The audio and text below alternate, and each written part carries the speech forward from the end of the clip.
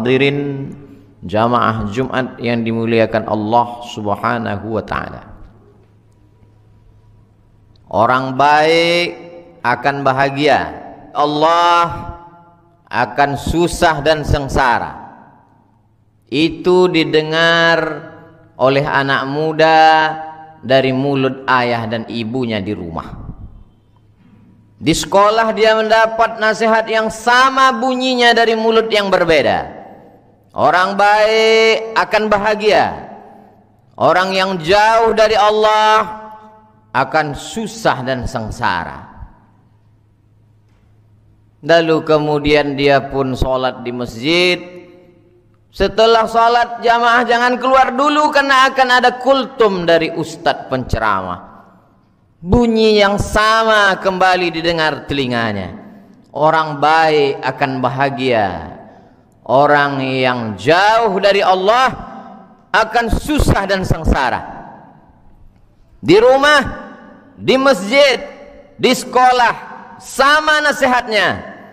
Tapi begitu dia hidup dalam dunia yang nyata, fakta, peminum khamar dengan bangganya di channel YouTube menunjukkan minuman yang dia minum sambil mengendorse, mengiklan khamar, berbahagia, hidupnya indah, kendaraannya mewah, tak kurang sedikit pun.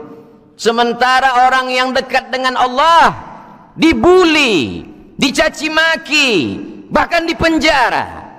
Dia mulai berpikir, kalau begitu nasihat orang tuaku selama ini hoax. Kalau begitu kata-kata guru ini hanya kata-kata pemanis di bibir, tidak sesuai dengan fakta dan kenyataan. Maka anak-anak muda terbagi ke dalam dua mazhab. Mazhab yang pertama mazhab ateis, A tidak, T Tuhan, is keyakinan, keyakinan yang mengatakan tidak ada Tuhan. Semua itu hanyalah asatirul awalin, dongeng nenek moyang zaman dulu, bahwa orang baik akan bahagia dan orang yang jauh dari Tuhan akan sengsara. Tak sesuai dengan fakta dan kenyataan. Mazhab kedua berkata, mungkin Tuhan pernah ada, tapi sekarang adalah Nietzsche dari Jerman, berakhir dengan gila dan berakhir dengan kematian. Kalaupun mereka beragama hanya basa-basi saja, karena kebetulan ada tetangga mati, dia akan pakai peci baju koko. Kebetulan Idul Fitri, Idul Adha, dia datang ke tanah lapang, tapi dalam hatinya, aku mulai ragu bahwa Tuhan itu ada. Kenapa? Karena kata ustadz tidak sama dengan kenyataan. Buktinya orang yang jahat hidupnya senang, pezina dengan bangganya menceritakan pengalaman dosanya di channel-channel YouTube, ditampilkan di televisi, rumahnya mewah, kendaraannya mahal, hidupnya tenang. Orang yang taat beragama hidupnya susah, dikriminalisasi, dipenjara. Mana janji orang tua, mana janji ustadz? Jangan terlalu lugu menjelaskan tentang Allah kepada anak-anak kita, karena perbuatan Allah tidak sesederhana yang kita bayangkan. Allah menjelaskan dalam Al-Quran, sanastadrijuhum min haitsu la ya'lamun wa umli lahum. Ada orang-orang yang kuulur jabatannya tinggi, wa umli lahum. Ada orang-orang yang kuulur hartanya banyak, wa umli lahum. Ada orang-orang yang kuulur nikmat badannya sehat, kuulur nikmat umurnya panjang, kuulur kekuasaannya hebat, gagah, perkasa. Inna kaidi matin, tapi sesungguhnya dia sedang dalam tipu dayaku. Kalaulah sesederhana itu, orang yang dekat dengan Allah hidupnya bahagia, orang yang jauh dari Allah akan sengsara. Kalau logika itu yang dipakai, maka kalau begitu Fir'aun yang dekat dengan Allah, karena yang sengsara adalah Musa, terbuang dari istana Fir'aun. Kalau hidup dengan dekat dengan Allah senang, jauh dari Allah susah. Kalau begitu Ibrahimlah yang jauh dari Allah, karena dia yang susah akan dibakar oleh Namrus. Namruslah yang beruntung, bahagia. Tidak sesederhana itu menjelaskan tentang perbuatan Allah. Orang tua perlu lebih cerdas daripada anak. Ajarkan anak-anakmu ilmu tidak seperti ilmu engkau, karena anakmu hidup di zaman yang berbeda dengan zamanmu. Orang tua mesti cerdas, guru mesti cerdas, berpikir. Kenapa? Karena Allah memberikan kita akal, bukan mengulangi kata-kata orang zaman dulu. Orang zaman dulu tidak salah, ustadz, tuan guru, kiai, buya kita tidak salah, karena memang hidup mereka sesimpel dan sesederhana itu. Penyakit tidak selamanya kutukan. Kalau ada orang baik sakit, bukan kutukan. Sakit itu adalah cara Allah untuk membersihkan dosa-dosanya. Dulu sebelum saya hijrah, ketika masih makan riba, ketika masih berzina, ketika masih minum khamar, badan saya sehat. Tapi kenapa setelah hijrah, setelah pindah ke bank syariah, setelah ikut pengajian, kenapa justru sakit? Mana pesan ustadz yang mengatakan kalau dekat dengan Allah bahagia? Allah membersihkan dosa-dosamu dengan penyakit. Nabi yang menjelaskan demikian. La yusibul mu'min min nasabin wala wasabin wala saqamin. Letih, lelah, gundah gulana, galau, susah hati, sakit, wala syaukin yastakuha, duri menusuk tapak kakimu. 10 orang kau berjalan, yang 9 sehat-sehat saja. Kenapa mesti tapak kakimu yang tertusuk duri? Illa kaffarallahu anhu biha sayyi'atuh. Allah ingin membersihkan dosa-dosamu. Tapi aku tak berdosa. Dosa aku apa? Aku tidak ada dosa. Di saat kau berkata kau tidak berdosa, itulah dosamu yang pertama, karena merasa diri tidak berdosa. Bukankah datuk nenek moyangmu Adam alaihi salam pun berdosa? Dan dia mengaku dosanya, Rabbana zalamna anfusana wa illam taghfir lana wa tarhamna lanakunanna minal khasirin. Tapi aku sudah lama bertobat, sudah hijrah, sudah bersedekah, sudah bangun masjid. Kenapa tetap susah? Kenapa tetap sakit? Allah mungkin tidak menghapuskan dosamu, karena dosamu sudah bersih. Tapi Allah ingin mengangkat derajatmu. Ada orang yang diangkat derajatnya karena jihad fisabilillah, berdarah-darah. Ada orang yang diangkat karena membangun masjid. Dia kalahkan hawa nafsunya, ingin membangun rumah, membeli kendaraan. Tapi Allah mengangkat derajatmu bukan karena kau kaya, bukan karena kau mati jihad fisabilillah. Allah mengangkat derajatmu karena perbuatan amal yang tidak keluar uang, karena perbuatan amal yang tidak keluar darah. Apa amal itu? Amal itu bernama sabar. Innama yuwaffas sabiruna ajrahum bighairi hisab. Allah memberikan balasan orang yang sabar bighairi hisab. Tak dapat dihitung dengan apapun. Aku sudah sabar. Kenapa masih datang juga penyakit itu? Kenapa masih datang juga kesusahan itu? Apa betul marah Allah kepadaku? Allah tidak marah kepadamu. Allah sayang kepadamu. Bukankah nabimu pernah berkata, innallaha idza ahabba qauman ibtalahum. Kalau Allah sayang kepada seseorang, Allah uji dia. Anaknya mati, kebunnya kering kerontang, ternaknya, ontanya, lembunya, kambingnya habis semuanya. Tak cukup hanya di situ, penyakit kulit pun datang kepadanya. Maka Pak Kua berdoa untuk kedua mempelai, Allahumma arham bainahuma kama rahimta baina Ayyub wa rahmah. Sayangi kedua mempelai ini seperti kasih sayang Siti Rahmah kepada Ayyub. Mati anaknya, habis ternaknya, kering kerontang kebunnya, datang penyakit kulitnya. Kasih sayang rahmah tak pernah berubah kepada Ayyub. Marahkah Allah kepada Ayyub? Jauhkah Ayyub dari Allah? Tidak. Ayyub dekat kepada Allah. Kenapa ujian itu datang? Allah ingin menempatkan Ayyub di maqam, level tempat paling tinggi. Orang masuk surga, setelah dia berada di surga, Allah bertanya kepada mereka, "Madza turidun?" Hai penghuni surga, kalian mau apa? Jannatin tajri min tahtihal anhar, taman-taman yang mengalir air-air sungai sudah kalian dapatkan. Apa yang belum dapat? Mereka menjawab, ridhaka. Ada satu yang kami belum dapat ya Allah, ridha. Ternyata orang yang masuk surga itu pun tak semuanya mendapatkan ridha Allah. Itulah mengapa ketika kita berdoa kita tidak minta surga duluan, kita minta ridha duluan. Karena siapa yang mendapatkan ridha pasti dapat surga. Tapi orang yang minta surga belum tentu dapat ridha Allah. Maka kita diajarkan, Allahumma inna nas'aluka ridhaka wal jannah. Dan yang mendapatkan ridha Allah itu cuma satu. Siapa dia? Orang yang ridha menerima keputusan Allah subhanahu wa ta'ala.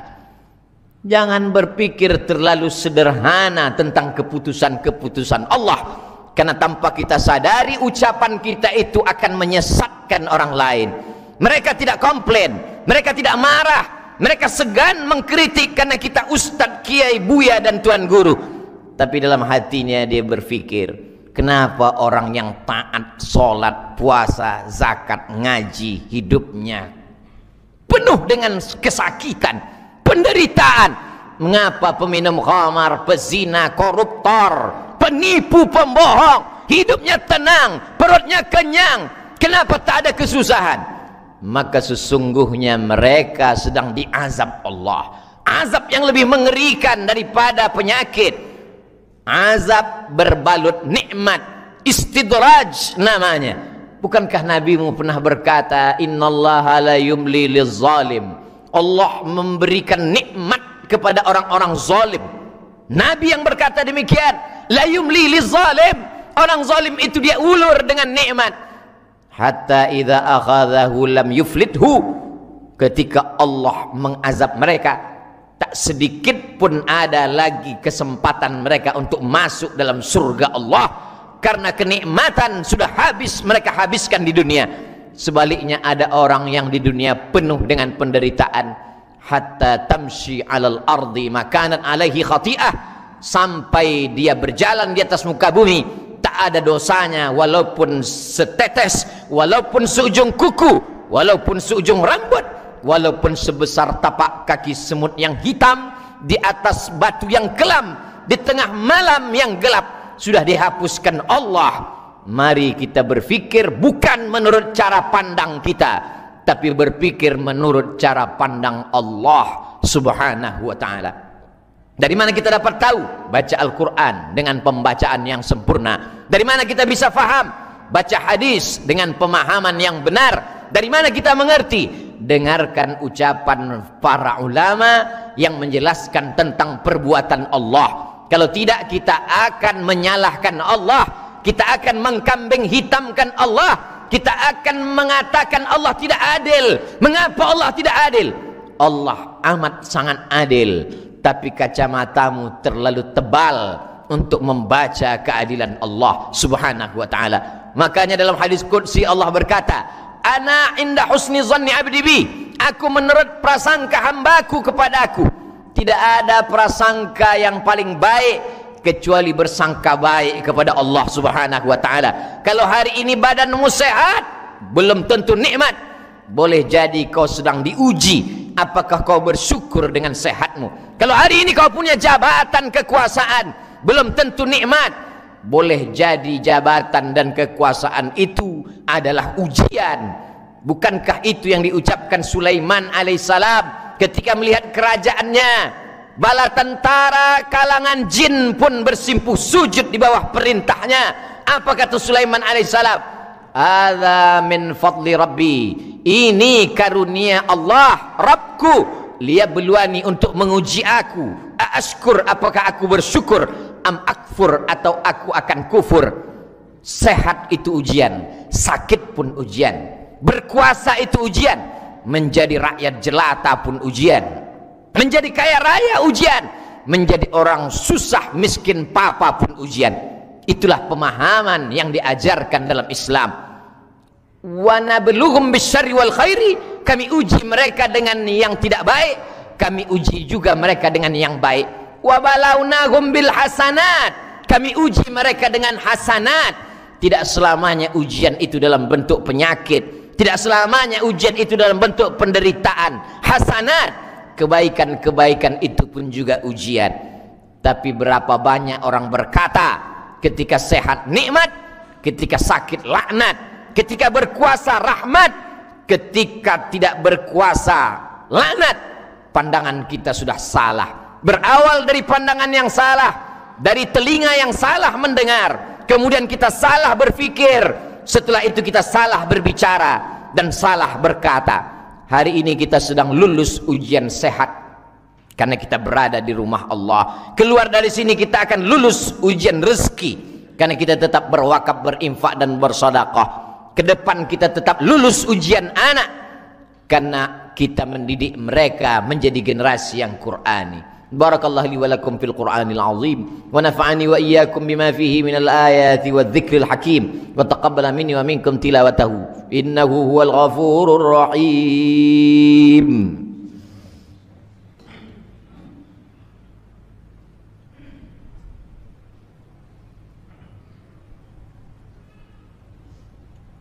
Alhamdulillahilladzi bi ni'matihi tatimmus shalihat wassalatu wassalamu ala sayyidis sadat wa ala alihi wa ashabihi ahlil fadaili wal karamat. Asyhadu an la ilaha illallah wahdahu la syarikalah wa asyhadu anna sayyidana Muhammadan abduhu wa rasuluh wa safiyyuhu min khalqihi wa khaliluh addal amanah wa ballaghar risalah wa nasaha lil ummah wa tarakana 'alal mahajjatil bayda lailuha kanahariha la yazighu anha illa halik.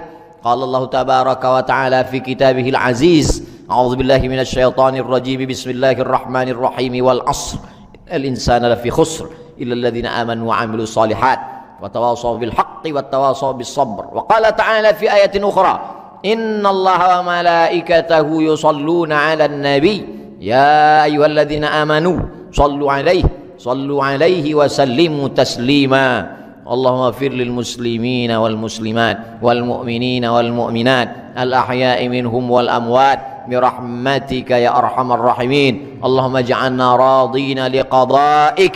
اللهم دفع عنا الغلاء والوباء والفحشاء والربا والزنا والسيوف المختلفة والشدائد والمحن ما ظهر منها وما بطن من بلدنا هذا إندونيسيا خاصة ومن بلدان المسلمين عامة. اللهم انصر إخواننا المجاهدين المستضعفين في فلسطين وفي روهينيا وفي كل مكان من مشارق الأرض إلى مغاربها. عباد الله أوصيكم ونفسي بتقوى الله وطاعته فقد فاز المتقون. إن الله يأمر بالعدل والإحسان وإيتاء ذي القربى وينهى عن الفحشاء والمنكر والبغي يعظكم لعلكم تذكرون. فاذكروا الله العظيم يذكركم واسألوه من فضله يعطكم ولذكر الله أكبر والله يعلم ما تصنعون.